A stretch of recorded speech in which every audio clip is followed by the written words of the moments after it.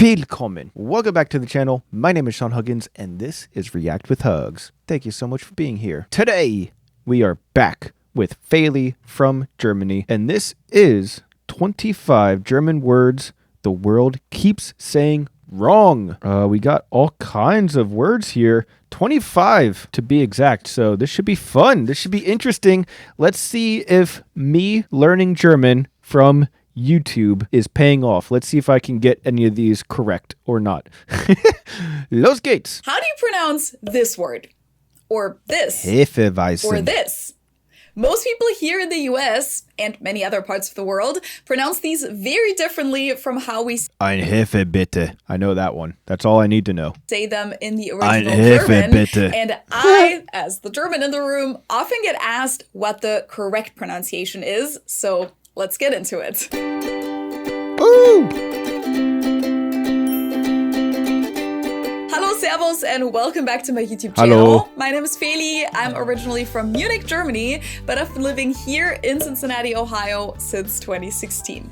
And even here in the US, German names and words come up more often than you'd think, whether it's because they're international brand names, Kindergarten. historical figures, or simply words that have been adopted into the English language. But obviously, most Americans aren't exactly fluent in German, and therefore just Right. tend to pronounce these words according to English pronunciation rules, which, especially when I first moved here, oftentimes threw me a real curveball because I genuinely didn't recognize these words in some cases. Hey, have you seen my shoes? They're Adidas. They're what? Adidas. I'm sorry, I don't think I know what that is. Adidas, like the brand with the 3 stripes? Oh, Adidas. Yeah, I do know what it is. Sorry about that. I've talked about this example in other videos in the past, and I've gotten so many comments saying that there's no way that these stories are real because the American pronunciation isn't even that different. But yes, this really did happen. This actually is definitely real. This happens with me and my German wife sometimes. Even though she speaks perfect English, sometimes there's just a little gap. And I remember a very specific time I said something about an orangutan, and she's like, I have no idea what that is. And I'm like, you definitely know what an orangutan is. And she's like, no, I've never heard of anything like that. And I'm like, really? Orangutan? You don't have that in German? And she's like, no, we don't. And I'm like, I bet you it's very similar. And sure enough, after some back and forth, we found out it's orangutan or something similar in German. So even though I was saying orangutan, talking about the monkey, she couldn't understand it because she was listening for orangutan. And to me, that's not a big difference. Orangutan, orangutan, it doesn't sound like a big difference, but it happens. These things happen. Speaking of happening though, if you enjoy the video and you haven't already, then please consider subscribing. It helps the algorithm, which helps the channel and is very much appreciated. And besides, you don't want to miss any future videos. Also, if you could leave a like and a comment and all that good stuff, you guys know the deal. Anyways, let's continue. And believe me, to my German ears, having no idea what the other person was getting at in the moment, it sounded like a word I had never even heard before in my life. And honestly, to this day, I think that they sound like 2 completely different words. Adidas versus Adidas. And this is not the only example, which is why for today's video, I put together a list of 25 German words that the world keeps pronouncing wrong. Quick disclaimer, by the world, I mainly mean the English-speaking world, and by wrong, I mean differently from how we say these words in German. Of course, you can keep pronouncing them like this if you want to. The first word on the list is this one.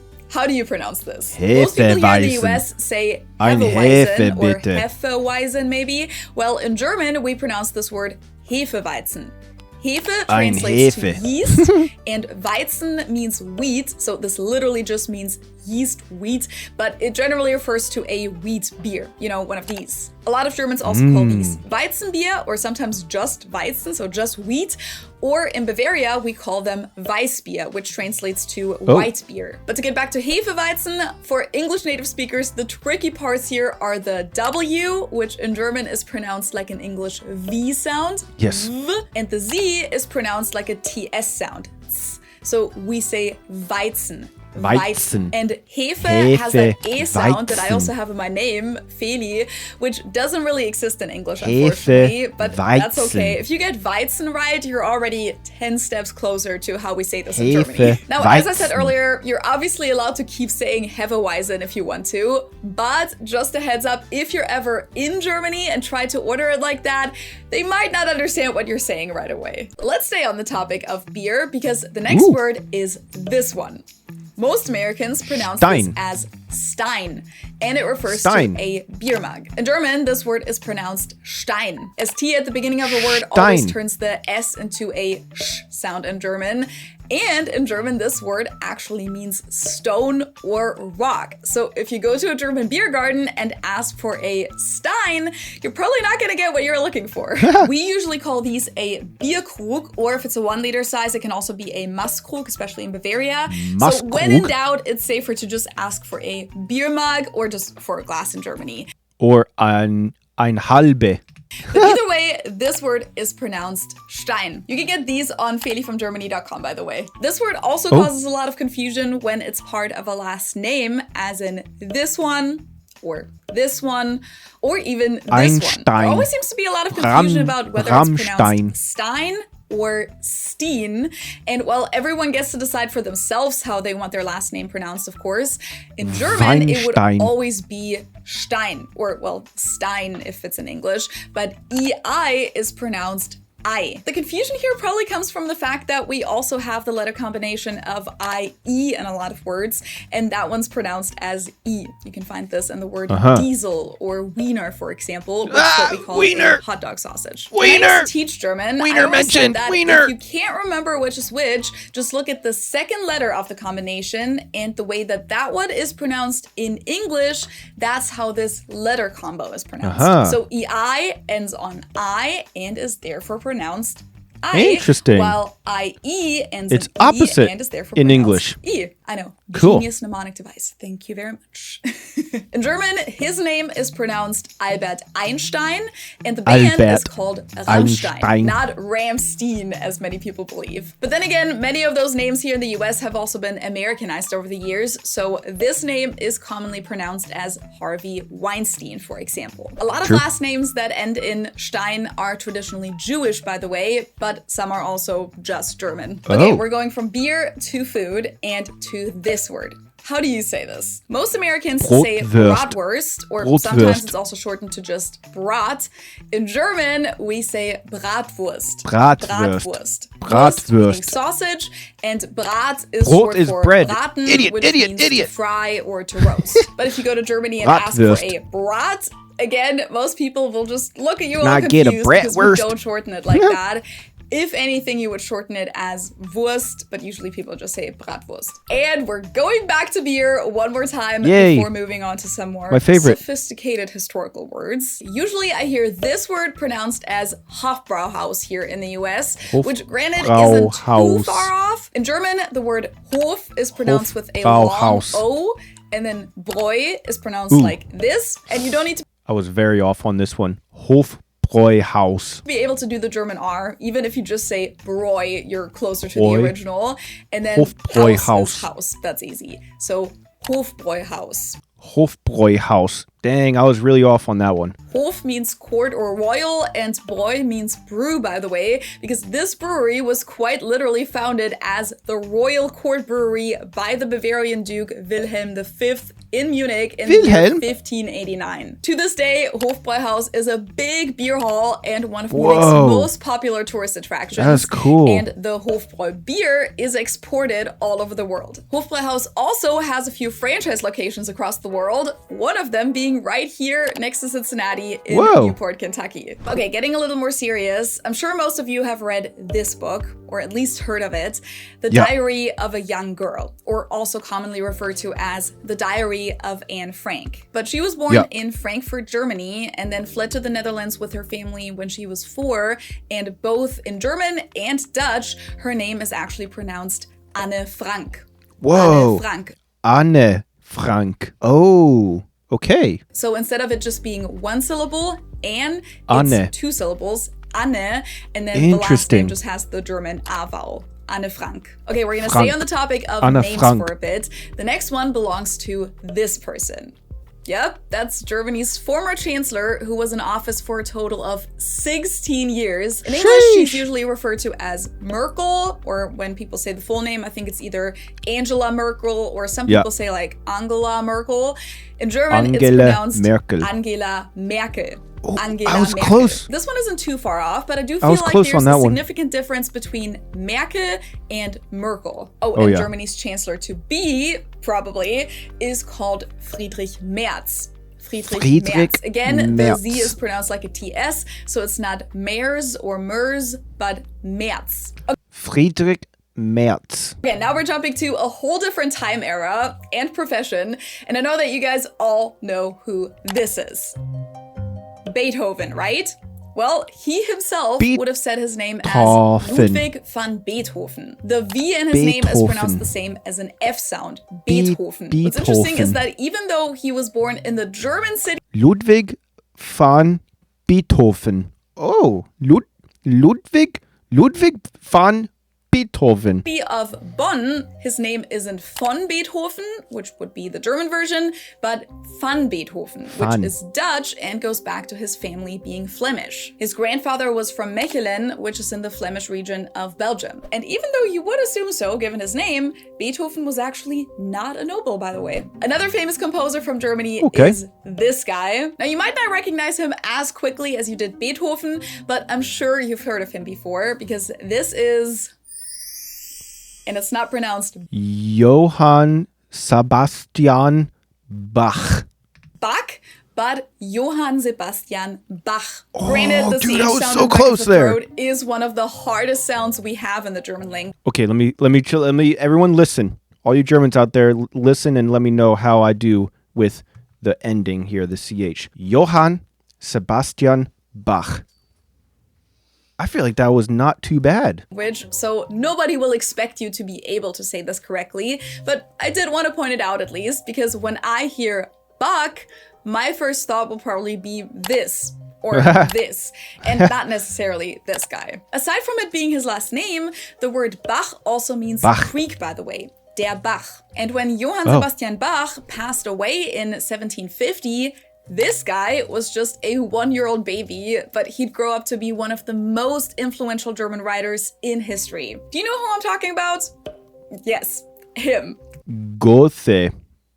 I don't know. Granted, that's an intimidating name to say. I've heard it Goethe. pronounced different ways here in Goethe. the US. I think I've heard Gotha or even Goethe, but in German, it's actually pronounced Goethe.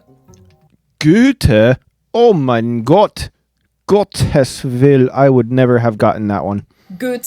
The OE Goethe. is a different way of spelling for the O umlaut, and the H is silent, so his full name is Johann Wolfgang von Goethe. And if you went to school in Germany, chances are that you didn't get around reading at least one of his pieces at one point or another, such as Faust Part 1, which when I went to school was a mandatory read for all students who were getting their Abitur diploma in the state of Bavaria, at least. The last historical figure on today's list... Holy mustache! Oh my God. Has a name that even us Germans sometimes have trouble saying. I think Americans usually say Nietzsche or something like that. In German, it's Nietzsche. Nietzsche. Friedrich Wilhelm. Jesus. God. Saying this guy's name almost killed me. Friedrich Wilhelm Nietzsche. Friedrich Wilhelm Nietzsche. We basically just pretend that the Z wasn't even there, and we just say Nietzsche. He was one of the most influential philosophers of the 19th century, and really of all time. Okay, enough with historical figures, literature, and philosophy.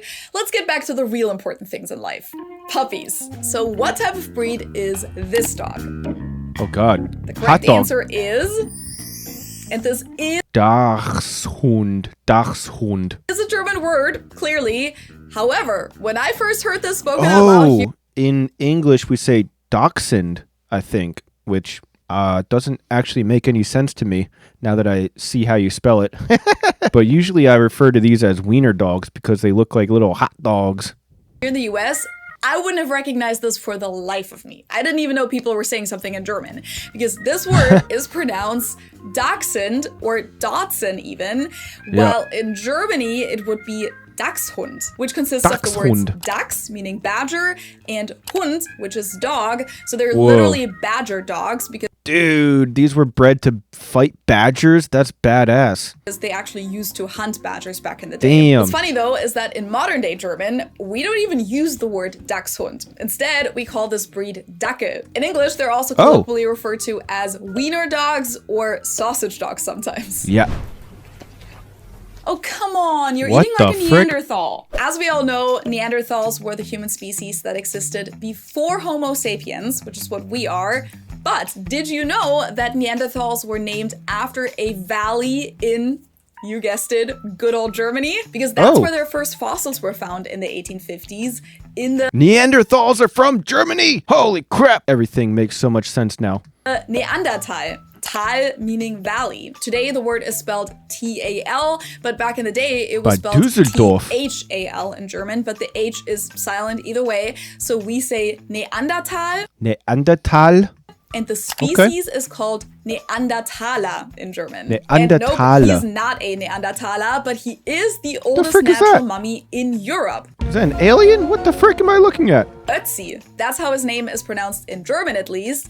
In English, I've literally heard all kinds of pronunciations. Ötzi. Even in documentaries, I've heard Uzi, Otzi, Azi, everything. The reason he even has this name is because he was found at the Austrian-Italian border in the Ötztal Alps. Whoa. And from Ötztal, he got the nickname of Ötzi. There's also a big Austrian pop/Schlager singer called DJ Ötzi, who was really popular in the early 2000s, but you didn't need to know that. Now, the next word on the list is something that I hope none of you ever have to talk about in your family. Oh boy, when the music changes, that's how you know it's getting serious now. This disease is absolutely devastating. Alzheimer's, as people here in the US say. In Germany, where the disease was first identified in the early 1900s, we call it Alzheimer. There's the Z letter again. It was discovered by the psychiatrist Alois Alzheimer and named after him. I promise we're gonna get back to more fun topics after this, but next up on my list is this word. Most of you probably immediately think of this, the Third Reich. That's how we say it in German, das Dritte Reich, the Third Reich. I think every time I've used this word in a video, I've gotten some comments about my pronunciation, like either about how weird it was to hear me say it like that, or some people also find it unnecessary and pretentious. I think in English we say Reich, which I guess is probably just because we don't have the sound, like the CH sound at the end we don't have, so I guess people just make a K, Reich. Something like that. But hey, it's not my fault that the German word Reich is used in English too. Yeah. They could have translated Drittes Reich to Third Empire, which is what Reich means really. But for some reason, they decided to only translate half of this. And it would just feel really weird to intentionally mispronounce my own language. But since the word includes the tricky CH sound, most English native speakers say Third Reich, which is fine too. As I said, the word Reich means empire in German. That's what it means in this context. But it can also be used in other contexts and mean things like territory or realm. All right, what's the most stereotypical German food you can think of? Bratwurst. Sauerkraut, right? The reason I included this on the list is that English speakers are often surprised Bratwurst mit Sauerkraut. When they hear that we pronounce the S at the beginning of the word like a Z sound. Sauerkraut. Sauerkraut. I learned a pretty decently correct pronunciation of sauerkraut very quickly once I was in Germany. While in English, people usually say sauerkraut. Another super important German/Austrian dish is, of course, this. Schnitzel, or more precisely, Wiener Schnitzel. Wiener Schnitzel. Again, I feel like this is mostly pronounced correctly, but when I asked on Instagram which German words you guys think are mispronounced in the world, a lot of you sent me this one, and I'm assuming it's because in English it's Wiener Schnitzel, while in German we say Wiener Schnitzel. But that's That's pretty close, though. That's not too far off. With the German W being pronounced like in English V. Wiener. Mostly and the of course, W. It's not Weiner or Weiner, but Wiener. Let's not forget our little mnemonic device here. This is one of my absolute favorite sweet treats, especially around Christmas time. Marzipan. That's how we say it in German. Marzipan. In English, it's usually pronounced marzipan, but the word is the same. It's a German one. Even though, apparently, there used to be an English name for this too, which was marchpane. Good thou, save me a piece of marchpane, and, as thou lovest me, let the porter let in Susan Grindstone and Nell. But today... What in the damn hell did I just watch there? What the frick was that? Was that English? That word isn't really used anymore. By the way, marzipan isn't nearly as well known here in the US as it is in Germany. So for those of you who've never had it, it's basically a confection made from sugar and almond meal. And in Germany, you can find this as a chocolate filling or just by itself in different shapes and forms, like as marzipan potatoes or marzipan bread, for example. Ooh. Some people find it disgusting, but I absolutely love marzipan. Okay, this is a fun one. So at some point living here in the US, I came across the term Kris Kringle. Oh, by gosh, by jingle, it's time for carols and Kris Kringle. Kris Kringle! I think people ask me about it too. Like, hey Feli, who's Kris Kringle? And I had absolutely no idea. Who is it? I think it's kind of like Santa Claus. So when I looked into it, I found out that Kris Kringle comes from the German word Christkindl and was either misheard at some point in the US or anglicized on purpose to Kris Kringle. And yes, here the term usually refers to Santa Claus, even though many Americans probably have never even heard of it. In southern Germany, however, the Christkind or Christkindl in Bavarian dialect is usually depicted like this and is the one who brings the presents on Christmas Eve. What? Dude, this freaking angel child comes to bring the gifts and not Santa? It's also supposed to be baby Jesus at the same time, though, so yes, you are allowed to be confused. Okay, there's another figure whose name has been slightly twisted in the English language, and it's this one. Yes? Who the frick is this? Humpty Dumpty? This is a fairy tale figure from one of the stories by the brothers Grimm, and in the original German, this figure is called Rumpelstilzchen, which yes, even for Germans, this can be pretty tough to say. Rumpelstilzchen. Rumpelstilzchen. Ooh, I feel like I was close there. But I think that's also kind of the point. Like, the name itself kind of represents that anger that he has. In the English version, he's officially been renamed to Rumpelstiltskin, which honestly I find absolutely adorable. Okay, you know how some city names get translated in other languages? Like my hometown is München in German, for example, but in English it's called Munich. And Köln is Cologne in English, like a whole different word. But most city names just stay the same in all languages, and one of those is this one, which Stuttgart, we say in English, but in German, Stuttgart. English speakers usually call Stuttgart. Stuttgart. Honestly, I wish it only sounded half as cute in German, but in German it's just Stuttgart. Stuttgart. As T becomes Stuttgart. And the U sound is short, so Stuttgart. Dankeschön.